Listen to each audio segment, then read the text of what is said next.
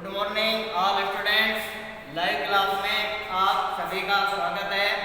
कल हमने आपको केंद्रीय प्रवृत्ति के माप के बारे में बताया था और ये कितने प्रकार का होता है इसके बारे में बताया था। और इसके बाद हमें अब देखना होगा समांतर माध्य ज्ञात करने के जो है कितनी विधियां हैं। तो समांतर माध्य ज्ञात करने की हमारे पास 3 विधियां हैं, प्रत्यक्ष विधि, कल्पित माध्य विधि, पद विचलन विधि। तो अब हमें देखना होगा कौन सी विधि का प्रयोग हमें कब करना है। तो प्रत्यक्ष विधि का प्रयोग हम तब करेंगे जब हमारे पास मान अत्यधिक छोटे मान दिए हुए हों, तो हमें प्रत्यक्ष विधि का प्रयोग करना चाहिए। कल्पित माध्य विधि या पद विचलन विधि का प्रयोग कब करेंगे जब हमारे पास मान अत्यधिक बड़े दिए हुए हों। तो परीक्षा के दौरान कई बार पेपर के अंदर भी पूछ लिया जाता है, अब आपने जो है प्रत्यक्ष विधि का प्रयोग क्यों किया है या कल्पित माध्य विधि का प्रयोग क्यों किया है। तो आपने ऐसी स्थिति में जो है बताना होगा, अब हमें प्रत्यक्ष विधि का प्रयोग इसलिए किया है क्योंकि हमारे पास मान जो है अत्यधिक छोटे मान है। और पद विचलन विधि या कल्पित माध्य विधि का प्रयोग इसलिए कर रहे हैं क्योंकि हमारे पास जो मान है वो अत्यधिक बड़े मान है। इसलिए हमें ये अच्छी तरह से मालूम हो जाना चाहिए कि हमें कौन से विधि का प्रयोग कब करना है। तो पता होगा अच्छी तरह से हमें प्रत्यक्ष विधि का प्रयोग कब करना है, कल्पित माध्य विधि का प्रयोग कब करना है, पद विचलन विधि का प्रयोग कब करेंगे। तो प्रत्यक्ष विधि का प्रयोग तब करेंगे जब हमारे पास मान अत्यधिक छोटे हों और मान जब बड़े दिए हुए हों, तो हमें कल्पित माध्य विधि या पद विचलन विधि का प्रयोग करना होगा। तो इसके लिए अब हमें जब कल्पित माध्य विधि का हम प्रयोग कर रहे हैं तो उसके लिए जब हमें d का मान निकालना है, तो d का मान निकालने के लिए x में से हमें कल्पित माध्य को जो है घटा देना है। और जो कल्पित माध्य का मान जो है x वाले पद का जो मध्य पद बीच का पद हमें लेना है। और यदि हमारे पास बीच के पद 1 से अधिक आ रहे हैं, 2 आ रहे हैं, तो दोनों में से हमें किसी एक का प्रयोग कर लेना है। तो इस तरीके से d का मान निकालने के लिए हमें x में से कल्पित माध्य को जो है घटा देना है। और इसके बाद जब हमें पद विचलन विधि का हम प्रयोग कर रहे हैं तो योग का मान निकालने के लिए x में से हमें कल्पित माध्य को घटा करके और h वर्ग अंतराल का जो है क्या कर देना है, भाग देना है। ये किसका मान हो जाएगा, योग का मान हो जाएगा। और फिर h के और योग के हमें क्या कर देनी होगी, गुणा कर देनी है। और फिर सूत्र का जब प्रयोग करेंगे पद विचलन विधि के लिए सूत्र क्या हो जाएगा, x बार बराबर 1 सिग्मा f योग बटे में सिग्मा f गुणा में h। तो ये इसका सूत्र हो जाएगा पद विचलन विधि का। अब हमें इसके बाद प्रत्यक्ष विधि के लिए सवाल निकालने हैं। तो इसके लिए हमें क्या करना होगा, मान जो है छोटे मान हमें लेने होंगे। तो उसके लिए हमें प्रत्यक्ष विधि का प्रयोग करना होगा। कल हमने आप लोगों को प्रत्यक्ष विधि के बारे में बता दिया था। तो इधर मान लीजिए हमारे पास ये x के मान दिए हुए हैं, इधर f के मान दे रखे हैं।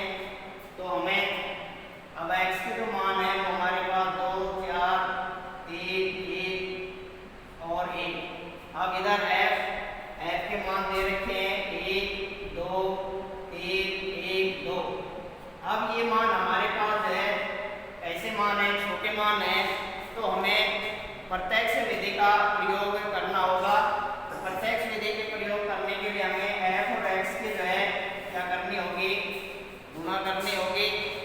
गुणा करने के लिए f के x से गुणा करेंगे तो f का मान हमारे पास 1 की 2 से जो है गुणा करेंगे तो हमारे पास कितना आएगा, 2 आएगा। अब 2 की जो हमें 4 से गुणा करनी है तो कितना हो जाएगा, 8 हो जाएगा। 3 के 3 से गुणा करेंगे 9 हो जाएगा। इसके बाद 1 के 1 से गुणा करेंगे 1 आएगा। इधर 2 के जो है 1 से गुणा करेंगे तो 2 हो जाएगा। अब हमें इनका जो है क्या कर देना है, योग करना है। योग करेंगे योग हो जाएगा हमारे पास सिग्मा f, इसका मतलब कुल बारंबारता के योग के बराबर है। इसके बाद इधर क्या हो जाएगा, सिग्मा f और x की जो गुणा की है उसका हमें योग करना है। तो इसका योग करेंगे, 8 दो कितना हो जाएगा 10, और 10 दूनी 20, और 2 कितने हो गए 22। इसके बाद अब हमें बारंबारता का जो योग करना है, तो बारंबारता का योग करेंगे तो कितना हो जाएगा 3 3 6 3 9। अब हमें समांतर माध्य ज्ञात करना है, सूत्र लगाएंगे x बार बराबर सिग्मा fx बटे में सिग्मा f। तो ये हमारे पास कौन सी विधि है, प्रत्यक्ष विधि है, क्योंकि प्रत्यक्ष विधि का हमने प्रयोग इसलिए किया है क्योंकि हमारे पास जो मान छोटे मान आए हुए हैं। तो अब हमें सिग्मा x का जो मान है वो हमारे पास है कितना है 22 है। सिग्मा f कुल बारंबारता का जो योग वो कितने के बराबर है 9 के बराबर है। अब हमें 22 में जो क्या करना होगा 9 का जो है भाग देना है, तो कितना हो जाएगा 9 दूनी 18। इसके बाद कितने बचेंगे 4, अब इधर 9 का देंगे 37, इधर 4 हो जाएगा, तो कितना आ जाएगा जो समांतर माध्य आएगा वो 2.44। तो इस तरीके से हमने कौन सी विधि का जो है प्रयोग किया है, प्रत्यक्ष विधि का प्रयोग किया है, क्योंकि हमारे पास जो मान है वो अत्यधिक छोटे मान दिए हुए हैं। अब इसके बाद हम कल्पित माध्य विधि का प्रयोग करेंगे।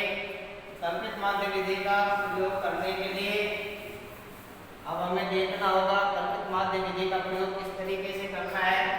यदि हमारे पास जो है वर्ग दिया हुआ है, वर्ग 0 से 10, 10 से 20, 20 से 30, 30 से 40, 40 से 50, और इधर ये बारंबारता दे रखी है, बारंबारता का मान दिया हुआ है 2 4 3 2 1। अब इसके लिए हमें जब हम कल्पित माध्य विधि का प्रयोग कर रहे हैं तो हमें मध्यमान x का मान ज्ञात करना होगा, और मध्यमान x ज्ञात करने के लिए वर्ग के निम्न सीमा और उच्च सीमा को जोड़ करके 2 का भाग देंगे। तो वर्ग हमारे पास है 0 से 10, इसकी जो निम्न सीमा है वो 0 है, उच्च सीमा जो है 10 है। तो 0 और 10 को जोड़ेंगे तो कितना हो जाएगा 10, और 2 का भाग देंगे तो हमारे पास कितना आ जाएगा 5। इसके बाद अब बार बार जोड़ करके 2 का भाग देने की आवश्यकता नहीं है, जितना वर्ग में अंतर है अंतर को जो है जोड़ना है।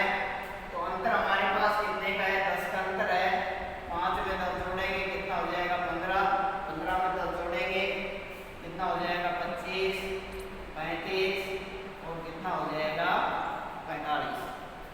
अब हमें इसके बाद अब d का मान निकालना है। तो d का मान निकालने के लिए x में से हमें कल्पित माध्य को जो कर देना होगा, हटा देना है। अब माना कल्पित माध्य माना d बराबर d का मान हमें मध्यमान x में से लेना है, तो हमारे पास जो है कितना हो जाएगा a का मान जो है कितना हो जाएगा 25। अब d का मान निकालने के लिए x में से हमें कल्पित माध्य को जो है घटा देना है। तो x का जो मान है वो हमारे पास कितना है 5, 5 में से हमें 25 घटाने हैं, तो हमारे पास जो कितने हो जाएंगे -20। इसके बाद x का मान हमारा कितना है 15, 15 में से हमें 25 घटाना है, तब हमारे पास जो कितना हो जाएगा -10। 25 में से 25 घटाएंगे कितना हो जाएगा 0। इसके बाद 35 में से हमें 25 घटाना है कितना हो जाएगा 10। अब 45 में से जो है 25 घटाएंगे तो हमारे पास ये कितना हो जाएगा 20। इसके बाद हमें f और d की जो है क्या करनी है गुणा करनी है। अब हमारे पास f का मान जो है कितना आ रहा है 2 दिया हुआ है, और d का मान हमने कितना निकाल लिया -20। तो 2 के जो है -20 से गुणा करेंगे तो माइनस के जो है कितने हो जाएंगे 40। इसके बाद 4 के जो है किससे गुणा करनी है -10 से गुणा करनी है, तो माइनस के जो है कितने हो गए 40 हो जाएंगे। ये भी जीरो की किसी भी संख्या से गुणा करेंगे तो शून्य आएगा हमारे पास।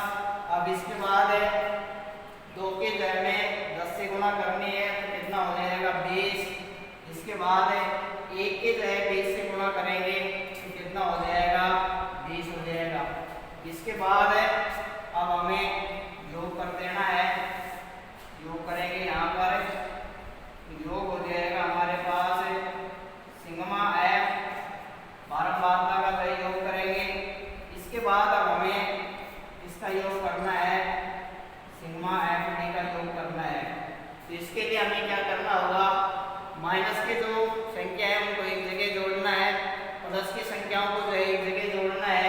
तो माइनस की संख्या हमारे पास जो है कितनी है, माइनस के जो 80 है, और प्लस के जो है हमारे पास कितने हैं, प्लस के जो है 40 है।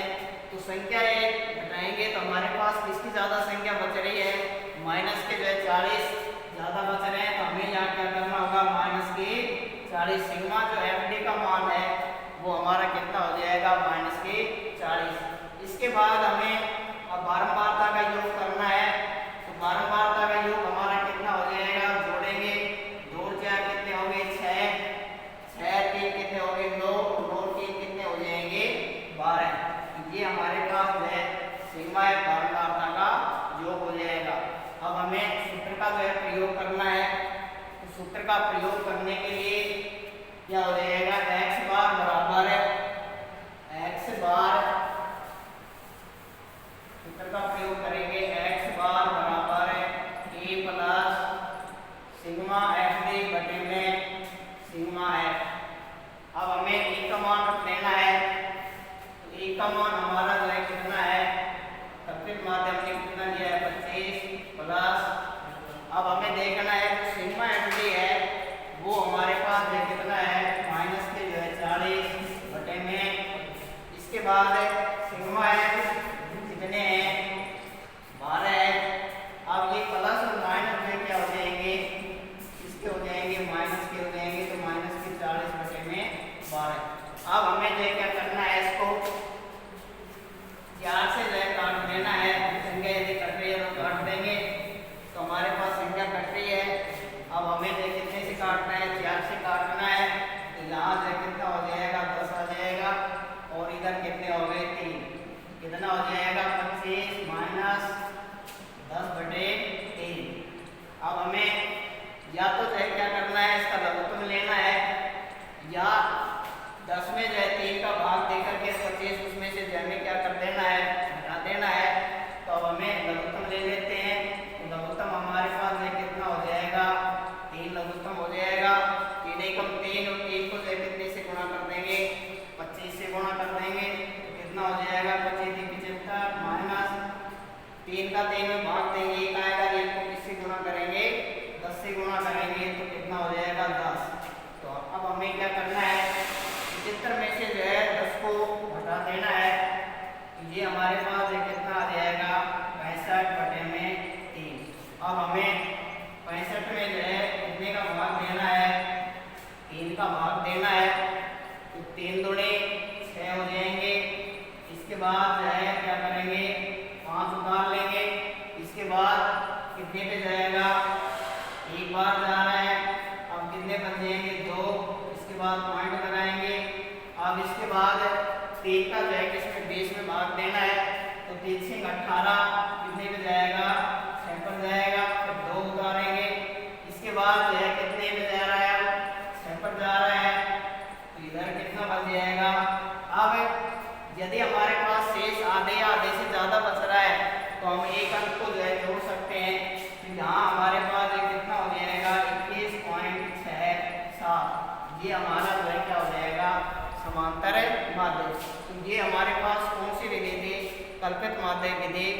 और कल हम आपको 17.1 प्रश्नावली करवाएंगे।